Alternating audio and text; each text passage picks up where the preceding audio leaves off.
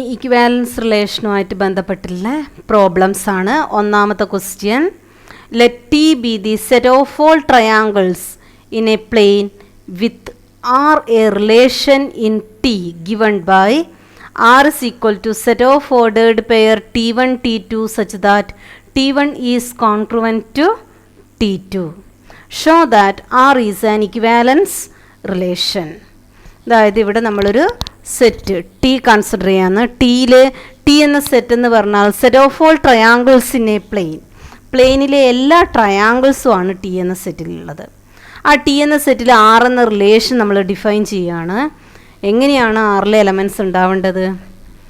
ആറിൽ ordered pair T1 T2 ഉണ്ടാവണമെങ്കിൽ T1 is congruent to T2 എന്ന കണ്ടീഷൻ സാറ്റിസ്ഫൈ ചെയ്യണം. കോൺക്രുവൻ്റ് എന്ന് പറഞ്ഞാൽ നമ്മൾ പഠിച്ചിട്ടുണ്ട് സർവസമ ത്രികോണങ്ങൾ പഠിച്ചിട്ടുണ്ട്, അല്ലെങ്കിൽ തുല്യ ത്രികോണങ്ങൾ, അതല്ലെങ്കിൽ ഈക്വൽ ട്രയാങ്കിൾസ്. ഇതാണ് കോൺക്രുവൻ്റ് എന്നുള്ളതിൻ്റെ meaning.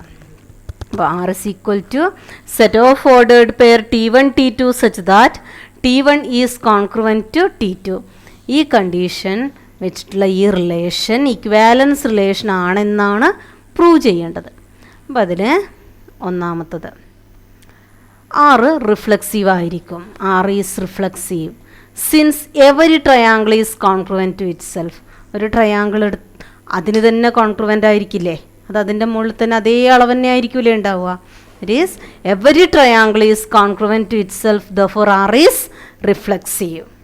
Next condition, R is symmetric. R സിമെട്രിക്കുമാണ്. കാരണം since T1 T2 belongs to R. T1 T2 എന്നുള്ള ഒരു എലമെൻറ്റ് ആറിലുണ്ട് എന്ന് വിചാരിക്കുക.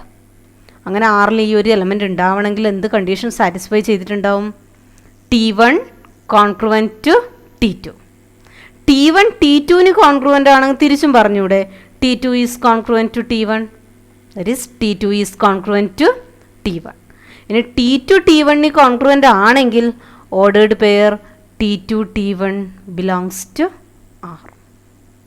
Therefore, since T1 T2 belongs to R implies T2 T1 belongs to R. നമ്മളെ condition പറഞ്ഞതുപോലെ if AB belongs to R implies BA belongs to R എന്ന condition നമുക്കിവിടെ satisfy ചെയ്യുന്നുണ്ട്. For R is symmetric. Next, R is transitive. R transitive ആവുന്നത് എങ്ങനെയെന്ന് നോക്കാം. നമ്മൾ T1 T2 എന്നുള്ള ഒരു എലമെൻറ്റും T2 T3 എന്നുള്ള എലമെൻറ്റും ആറിലുണ്ടെന്ന് വിചാരിക്കുക. അതായത് T1 is congruent to T2 and T2 is congruent to T3.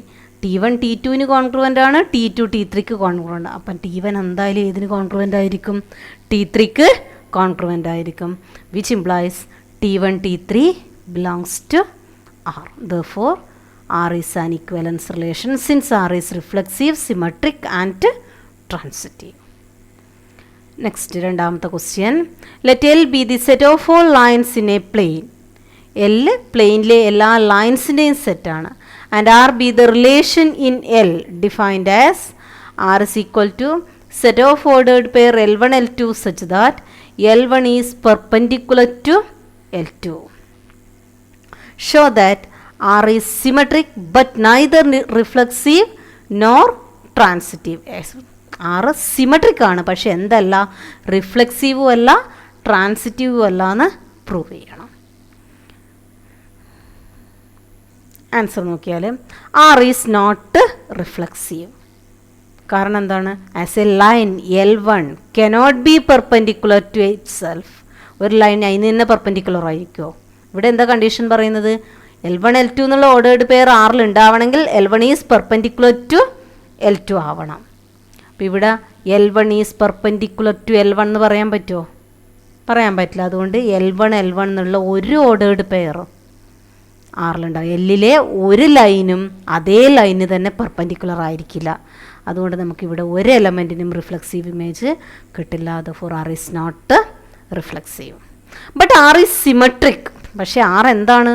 Symmetric ആണ്. കാരണം L1 L2 എന്നുള്ള ഒരു എലമെൻറ്റ് ആറിലുണ്ട് എന്ന് വിചാരിക്കുക. ആറിലുണ്ടെങ്കിൽ എന്താണ്? L1 is perpendicular to L2.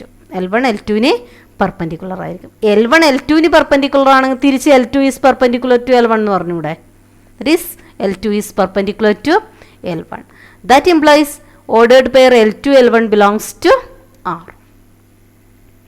അപ്പോൾ L1 L2 belongs to R ആണെങ്കിൽ L2 L1ഉം Rലുണ്ടാവും. For R is symmetric. But R is not transitive. R transitive ആയിരിക്കില്ല. കാരണം if L1 is perpendicular to L2 and L2 is perpendicular to L3, then L1 can never be perpendicular to L3. L1 ഒരിക്കലും L3ക്ക് perpendicular ആവില്ല. L1 is parallel to L3 എന്ന് മാത്രമേ ആവുള്ളൂ. That means L1 L2 belongs to R and L2 L3 belongs to R, but L1 L3 not belongs to R. അത് ഞാൻ നിങ്ങൾക്കൊരു example കാണിച്ചു തരാം, ഒരു ഫിഗർ.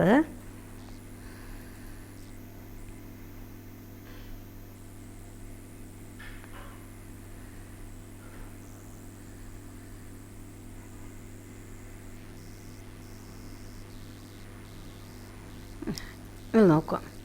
L1 എന്നുള്ള ലൈൻ ഇതാണ്. L1 L2ന് പെർപെൻഡിക്കുലറാണ്. അതുകൊണ്ട് L1 L2 എന്നുള്ള ഓർഡേർഡ് പെയർ Rലുണ്ട്. ഇനി L2 L3ക്ക് പെർപെൻഡിക്കുലറാണ്. അതുകൊണ്ട് L2 L3 എന്നുള്ള പെയറും Rലുണ്ട്. പക്ഷേ ഈ L1 L3 പെർപെൻഡിക്കുലറാണോ? ഇത് രണ്ടും പാരലല്ലേ. അപ്പോൾ എന്താണ്? L1 L3 ഇതിലുണ്ടാവില്ല, Rലുണ്ടാവില്ല. അപ്പോൾ നമ്മൾ നേരത്തെ പറഞ്ഞതുപോലെ L1 L2ഉം L2 L3യും Rലുണ്ട്. പക്ഷേ എന്തുണ്ടാവില്ല? L1 L3 Rൽ ഉണ്ടാവില്ല. ഓക്കെ, 3 നോട്ടിൽ എഴുതുക.